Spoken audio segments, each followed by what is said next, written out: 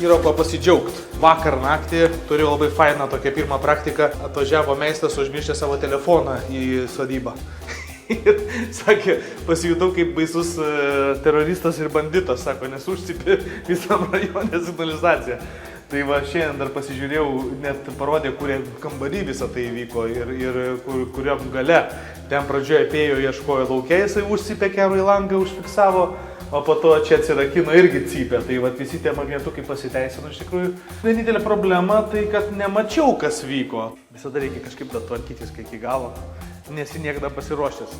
Tai turim labai fainą temą. Labą dieną. Sveiki, Merūnai. Turim fainą temą apie kameras. Kadangi Ajaxas pirmiausia, reikia nepamiršti, kad tai yra ukrainiečių produktas, tai papasakokit truputėlį, apšvieskit mane, kad aš, būčiau dar garantuotesnis, kad iš tikrųjų nesuklydau ir turit šiai dienai vieną turbūt novatoriškiausią kamerą. Tai reikia nepamiršti, kad kameros visų pirma yra papildoma apsaugos priemonė. Visą laiką sakau, kad klientai turi kompleksinės apsaugos priemonės naudot. Parinkom tavo Ajax gamintojo kameras, tai to paties gamintojo kameras. Visą laiką klientam irgi rekomenduoju rinktis tų pačių gamintojų produktus. Ir dėl to ir nėra problemos nei tarpusavį sąveikauti su visa sistema, kuri turi net ir savo slaptą, kaip sakau, duomenų bazę. Čia yra 8 megapikselių kamera, jinai paprastai namų ūkiuose mes montuojam 2-4 megapikselių. Tai čia yra labai aukštos raiškos. Matymo laukas bus tarp 100-110 laipsnių, kas irgi yra labai gerai. Turi integruotą vaizdo analitiką. Ką tai reiškia? Tai reiškia, kad gali atskirti žmogų nuo gyvūno ir nuo transporto priemonės. O raiška iš tikrųjų tokia didelė, kad galėtum boružėlės taškelius skaičiuoti ant nugaros. Žmonės labai vertina privatumą, reikia nepamiršti. Galima sukonfigūruoti, kad vaizdo stebėjimas aktyvuotųsi tik įjungus apsaugos signalizaciją.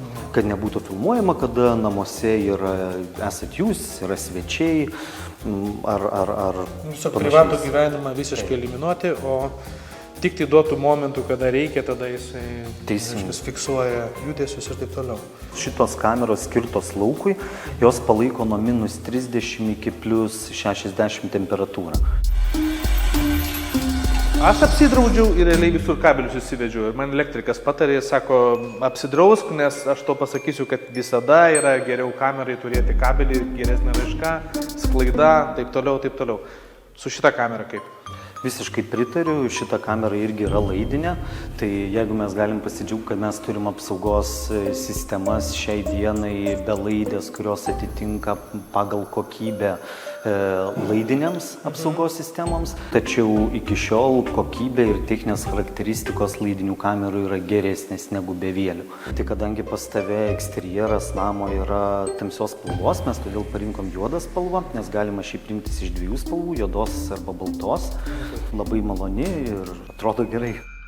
Iš techninių dalykų visą laiką svarbu pagalvoti apie asmens duomenų apsaugą. Kamerų vaizdas negali užgriebti kito nei tau priklausančios teritorijos, nesvarbu ar tai savivaldybei priklausanti būtų teritorija ar kaimyno. Ir reiktų nepamiršti, kad kameros yra tik papildoma apsaugos priemonė ir didžiąją dalimi yra prevencinė priemonė. Visą laiką smagu pasijungti, pasižiūrėti, reikia taikyti kompleksinės apsaugos priemonės.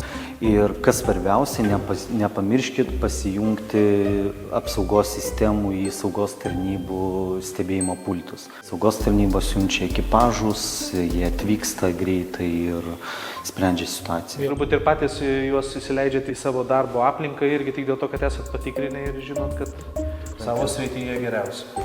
Tikrai taip. Tai Merūnai liks vienintelis dalykas - pasijungti. Taip. Būti ar nebūti? Turėčiau dabar laikyti kaukolę rankoje. Būtų labai nejauku. Bet kai laikai kamerą, tai žinai, kad jauku, nes tu saugosi savo sukurtą pasaulį. Nes kiekvienas žemės lopinėlis, kurį mes turime, tai yra tavo kaip kažkoks identitetas arba tiesiog įsižeminimas. Čia aš, čia mano žemė, Lietuva, tavo aplinka, kur augini vaikus ir taip toliau. Tam reikia saugumo. Tai manau, kad tokios kameros pagalba jis bus žymiai turbūt aukštesnis. Ir svarbiausia, kad žmona būtų laiminga, nes laimingi ir vaikai, ir vyras, ir ta pati gamta aplink.